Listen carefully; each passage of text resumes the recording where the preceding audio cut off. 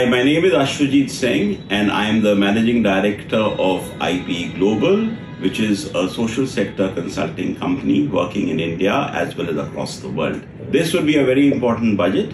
It is time for the government to come in and continue the work that it's been doing. I would imagine the government to continue its focus on infrastructure because they've achieved success, and that has actually started a lot of mobilization of funds as well as job creation in the early days.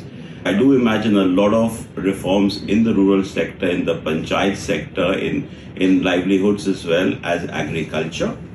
I would want the budget to focus a lot on manufacturing because along with infrastructure, we do need manufacturing to really sustain the growth that we want to happen in India. We would need to focus on education and skills to be able to get employable people and then create jobs for them. We would need to encourage foreign direct investment. We will need to make doing business in India easier, as well as focus on tourism. And finally, I would like the government to come in with some major steps towards the sustainable development goals.